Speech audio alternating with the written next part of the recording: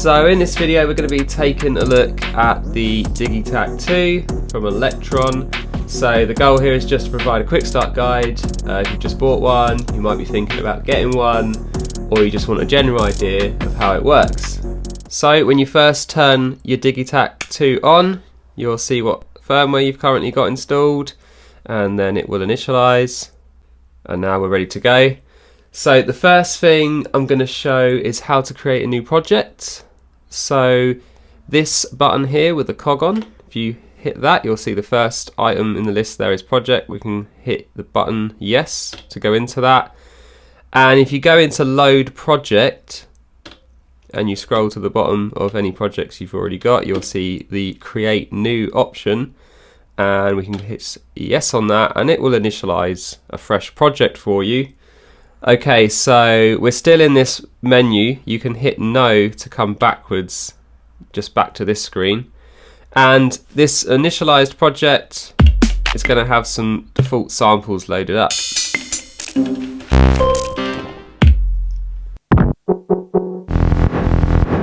So next I'm going to explain the trig keys. So these are called the trig keys, these 16 buttons if you like. And all these are your tracks. So you basically get 16 tracks, and each of these can be set to what's called a machine, and we can select what machine it's going to use by pressing function and the source. And then we have these options. So anything in yellow, like you can see there where it says machine, that's a secondary function, so that's where you use the function key. So you hold that and you press that, so that's how we got into that.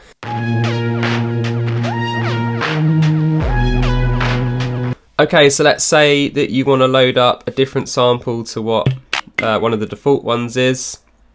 So if you're just in sort of the start menu, you can select a track just by pressing it, and you can see on the screen it will say what one you're on. So we can see sample 5, we press 8, it goes to 8, 13, 14. The other way you can select a track is you do have a dedicated track button. You can hold that and then select a track. That's more useful for if you're already inside a menu and pressing one of these buttons wouldn't just select the track, so you can use that instead. So we'll choose a track, so we'll go number 3. And if we go to the source section, and you'll see in the top right, this is where you select your samples. So when we start turning this dial, we can see all the samples that are loaded in currently. And you can see there's banks of samples. We've got A, B, C, D up to H. And all the samples that were loaded in when we initialized the new project are just in bank A here. And if we go down, we can see that there's some free slots. So if you go down to 17 there, and then you press yes, it's now taken us to the browser section. And if you've just bought a new Digitakt, you will have these factory samples. So we'll go to the factory, and we've got drum hits, we've got textures, oscillators. So let's go into drum hits, and we'll find a hi-hat maybe. And then we have different folders, and just to let you know how I'm going between these, so I'm just using the arrow keys. There's a little shortcut. If you want to go back a folder, you can hold function and press back and it will go back. If you want to go into a folder, you can do the opposite, so you can press function forward, or you can just press yes. So when you finally get to some samples, you can preview those samples by holding function and then pressing yes. And like if you hold down yes, it will play the whole sample. If you just tap it, so it is dependent on how long you hold it. So if you want to hear the whole sample, keep holding down yes. Okay, so we'll just go with this closed hat. So once you're happy, just literally press yes to select it. You can see now it's just assigned it to bank A17, slot 17. And if we play that track, you can now hear it's there. Okay, so to come back out of the browser, I'm just going to press no. And that's just going to keep taking me back a screen until I get all the way back to just this general editing area. So there's two ways you can record in. You've got a step sequencer or you've got live recording. So if we look at step sequencing first, so basically you're going to press the record button, and whatever track you're on now, we can see we're on just the track 1 there, sample 1. You can start entering steps for it. So let's just enter 2 steps, and then if we hit play, and you can see it plays on those steps. The track button's useful here because I can switch to another track and I'm still in step record mode.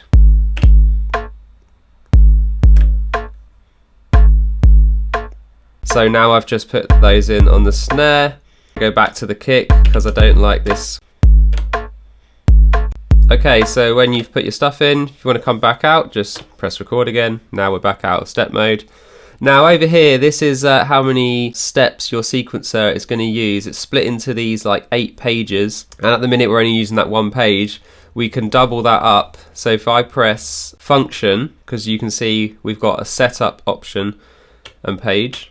Now I'm in a section where I'm in the sequencer page setup, and if I just hit that, it's going to double my length of my pattern. What that's going to have done is copied my first page to my second page, so I've now got double the length. So let's just press no to exit, and if we play now, we'll see we're on page 1, then we're on page 2, and so you can go up to 128 steps on Digitakt 2. And if we go into the step mode, so we can scroll through each page, so I could add a second kick maybe on page 2, then we can just listen to that. There you go, now we've got a slight variation.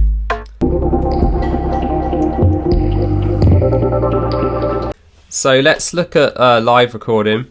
So I'm going to clear out what I just did. So there is a quick way to do this. You've got a clear option as a secondary function under this play button. So if we press function and clear, that's going to now have deleted everything in my pattern. So don't do that accidentally because you're going to wipe what you had. So be careful of that as well, because I've definitely done that. Okay, so when you're doing live recording, if you've got nothing in your pattern already that you've already put in, say from when you were in step mode, you're probably going to want to use a metronome because you need something to play along to. So if we go to this button here with the metronome symbol on, we now have the option to turn a metronome on. So these options, by the way, they line up to these dials. So I can see that if I want to turn the metronome on, I'm going to just turn dial E, and now the metronome is on. So now if I play, we have a metronome. So now I've got something to play along to. To live record, you have to press record first and then play. And you'll know you've done it successfully because the record button will start flashing. And now you can just start playing. And in this mode, we're not on a particular track, so I can actually play multiple tracks at the same time. So I'm going to give it a go. Right, so I've done 1 page.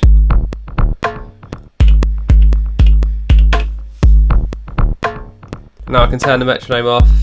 So what I'm going to do here is I've got this bass sample and I want to like play different pitches with this. So we can go into keyboard mode, and Digitakt 2 now has this dedicated button to go into keyboard mode.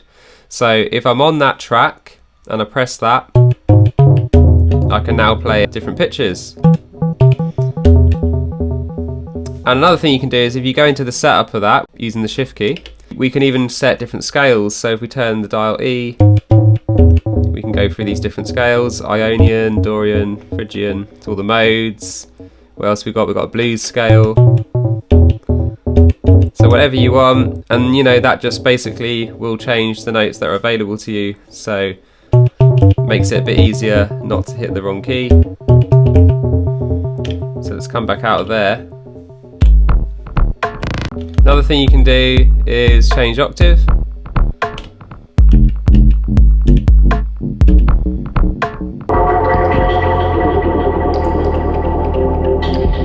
So I think another thing I want to do at this stage is make my sequence a bit longer, because I think I want my bass line to be a little bit longer than my drums. But there's something cool you can do here. You can actually make individual tracks have different lengths. So rather than making the whole sequence 4 pages long, I just want my bass line to be 4 pages long, because I don't need my drums to be 4 pages long if they're going to just loop. So what you do is, if you come into the page setup again, so we'll go function page, and then if you see down the bottom it says if you press function Y, you can do it per track. So let's do that.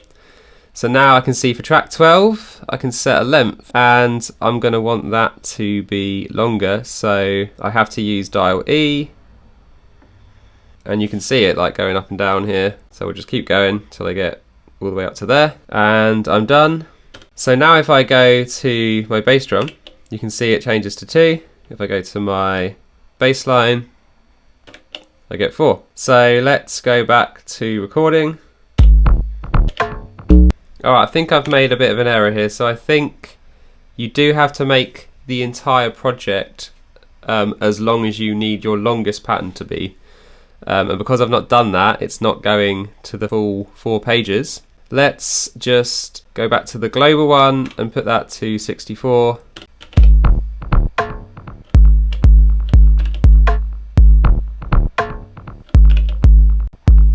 So what you want to do is set your project to the longest it needs to be.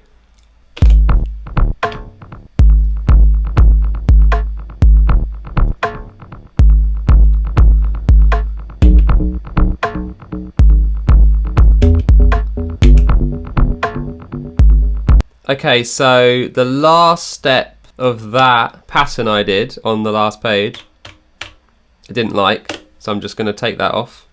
Let's just have a listen.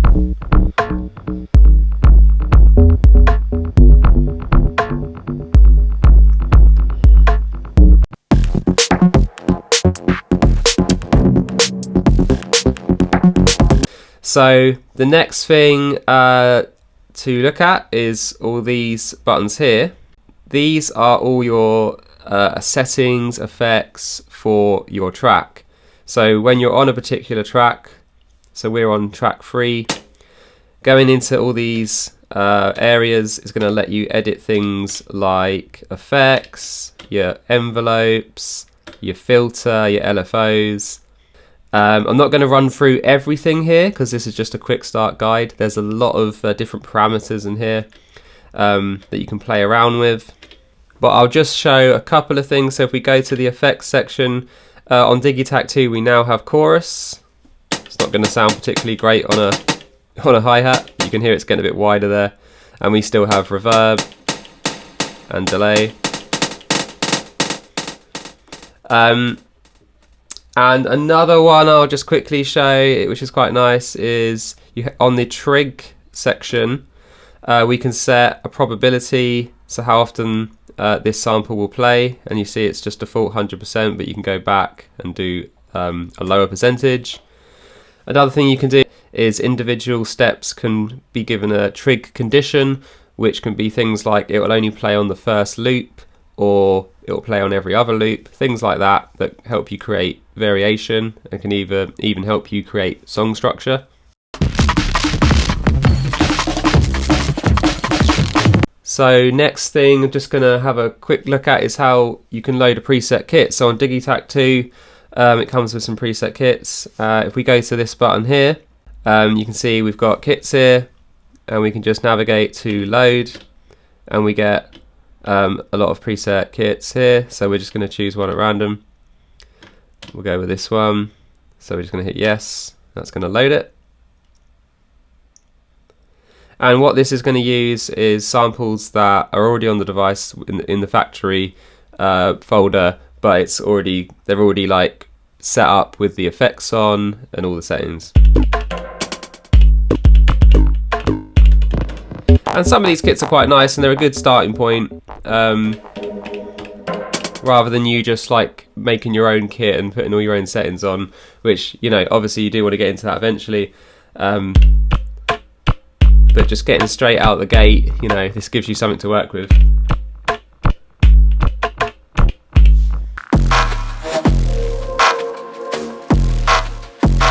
Right, so now we're going to look at how you can actually sample into this. After all, it is a sampler. So I've got the Volca Beats here, so I am going to plug in my cable. So I've got this mini jack to stereo TRS, I believe, or TR. So we're going to go into the input on the back, turn it on. There we go. Make sure the volume's actually up. Right, we're not hearing anything because we need to actually set it up. So we are going to go to this section here, this button, and we see we're in the recorder. Okay, cool. I can actually see a level coming in when I play the samples. To be able to hear it, we have to adjust the monitor. So we can see we've got the monitor here. It's set to post mix. If we set it to pre-mix, there we go, we can hear it. Let's just play whatever beat's going on. Alright, let's stop that. So we have a threshold. So this needs to be set for how loud your signal is coming in. So you can see the level there and you can see the line. So we just need to set that in the right place so that it's triggering the recording. Because what we can do is, if you press yes, it will literally just start recording. But what I like to do is have it record as soon as it detects the signal, because that way you don't then have to chop up where the start point was. So we've got this arm option. So if I put that on and then I hit record, I hit play on the beats, you see it instantly started recording when it got the first audio signal. So now it's literally got right at the start. Cool, so we've got a nice little loop there. So I'll press yes to stop. And there's our recording. So we can preview that by pressing function plus Y. Okay, cool. We can trim it. So you can see we've got trim at the start and trim at the end. So obviously the start was fine because I armed it so that it would start recording as soon as it received a signal. So the end, and we can zoom in as well. That's helpful. And we can just cut that. So that's the kick drum, I think. So that would be the start of a new beat. So I probably want to cut it right at the start of that kick drum. So let's just do that there. Okay, so if you're happy, you can just press yes to save. And then it's going to ask you for a name. It will just give it like a generic name, like recording 0003. It's pretty easy. You just scroll through the letters and you just use the arrow keys and you can just set the letters if you want to name it something. I'm just going to press yes to save. And then what it will do is, once it's saved, it will ask, do you want to assign this to one of the tracks? So I'll assign it to track 16. You can press no if you don't want to, but I'm going to assign it to track 16. And it says done. Cool. So now if I press track 16, we can hear our beat. Now, track 16 had all these effects on, so I can hear it's got a lot of reverb on. So because I used a preset kit, even though I replaced the sample in track 16, it's kept all of the weird settings that were put on from that preset kit. I basically want to reset that track. Now, there is a way to do that. Unfortunately, it will remove the sample and I'll have to reassign the sample, but I want to remove all the settings. So what I'm going to do, you hold the track button, you hold the track you want to clear, and then you press clear. And that's going to clear that track. So it's completely removed everything. It's removed the sample, it's removed all the settings. So I'm going to now have to go find my sample, but it should be in the pool actually. Yeah, there it is. There's the sample I had, so I'll just reassign it. There we go. And now I can hear that it's not got any of the weird settings on. So that's a useful little thing to know. The options for the machines. So one shot is just what you'd expect. It just plays your sample from start to finish as it is. The work machine allows samples and loops to automatically stretch to the tempo of your project or your pattern, and this stretching is achieved through the warping of audio. Stretch and repitch are similar. It's just how they stretch your sample. So the stretch machine allows sample and loops to automatically stretch to the tempo of your project by chopping up the audio into tiny grains and then fading between them. Whereas the repitch, that is going to stretch to the tempo of your pattern, but it achieves it by applying a repitching of the sample to match the target tempo. So grid is going to allow samples to be automatically sliced into similarly sliced segments and triggered individually. So it's just basically a slicer. And then finally you've got Midi, which turns that track into a Midi track. And we'll look at how you can use that to sequence an external device. So this is probably going a bit beyond what I was going to do, but I'm just interested to see what happens. So I've got this pattern. And the beat I just recorded is probably not going to be the same tempo. I didn't even attempt to make it the same tempo. But if you remember, we've got those machines that stretch the audio to fit our track. So if I go to my track, 16, and then I go to the machines, and instead of setting it to one shot, let's set it to one of these other machines. So we'll set it to warp, and let's see what's happened to it. Okay, yeah, so it's sped it up. So what it's attempted to do is make it fit the tempo of my project, or the pattern. Let's put a step in for that. Let's just make it like 1 page. Okay, so come back out, and then let's put in literally on the first beat, we'll start that running. Okay, yeah, so it sounds like it's in time. It's fading out because we need to set the amp to be fully infinite on the decay. So I've just done that, so let's try it again.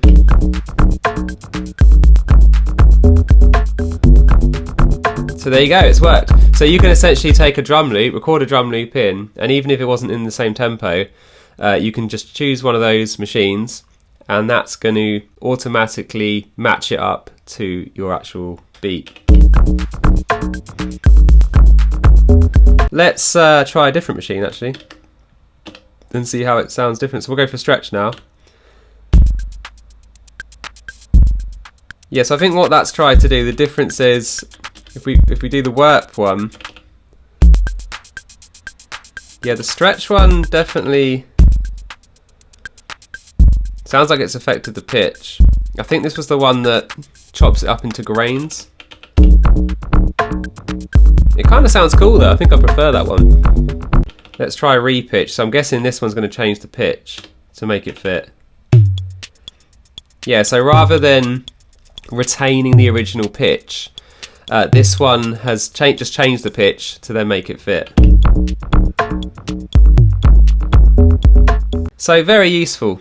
You can also chop it up with grid, you can slice it up and then it would slice up each drum hit, and then you'd be able to play each individual hit with each key. But yeah, I think my favourite there was probably the stretch one actually, just for how it sounded. So that is pretty useful as well, and you know, you've got a whole drum beat now just on one track, so you can build up a pretty big drum beat, you know, just with minimal tracks, just by using like drum loops. So that's a nice little trick.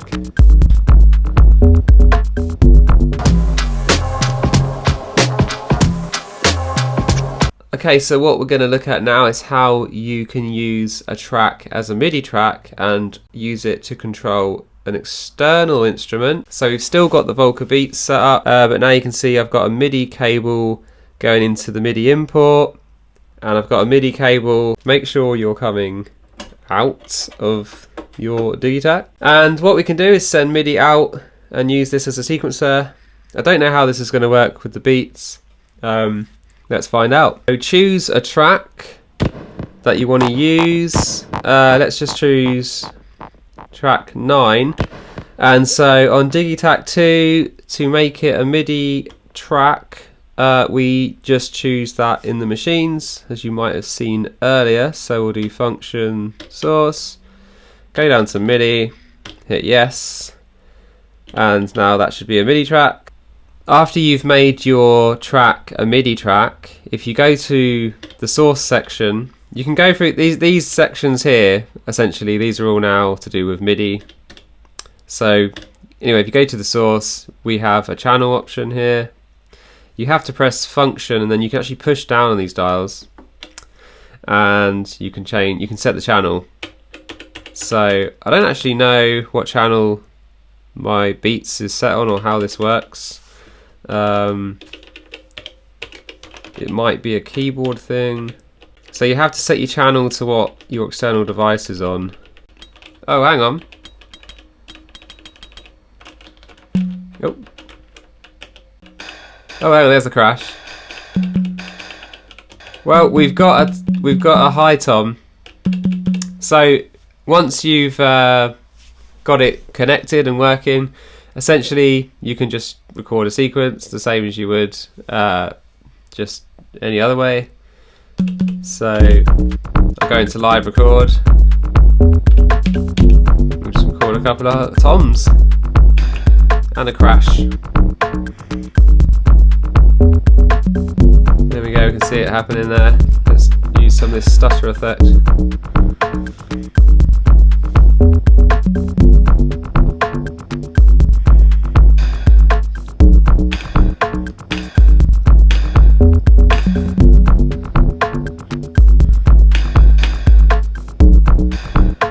Get that crash going.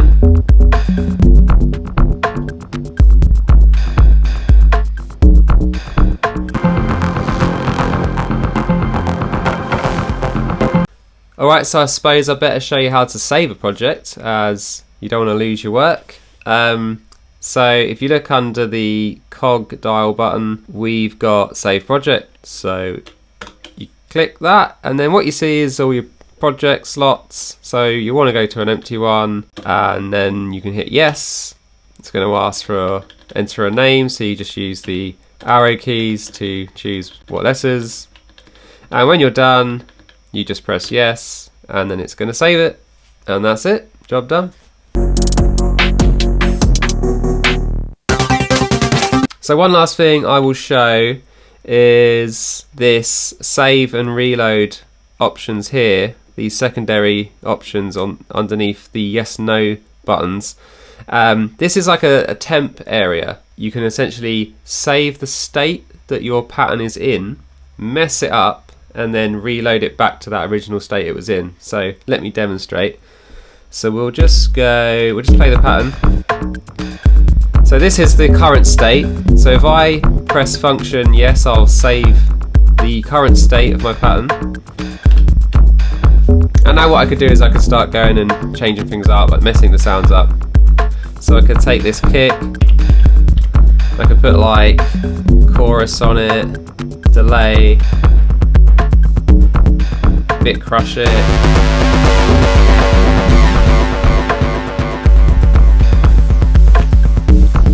Go to this one.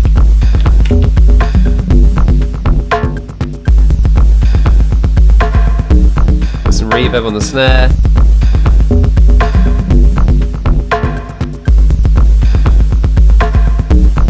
Chorus on the bass, reverb, some overdrive.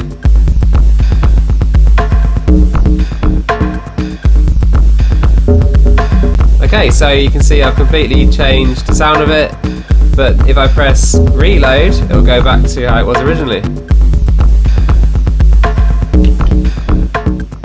And you see it's pattern reloaded from the temp. So you can imagine in a live performance, you might want to do something like that, and then you want to get back to how it was. That's just a nice little way that you can do that. So by now you should be up and running with all the basic features of the device. If you like this video, please give a thumbs up, help get this video out to others who may find it useful, and also consider subscribing. It doesn't cost you anything, but will help motivate me to make more content like this, as well as helping the channel grow. So thanks for watching, and I'll see you in the next one.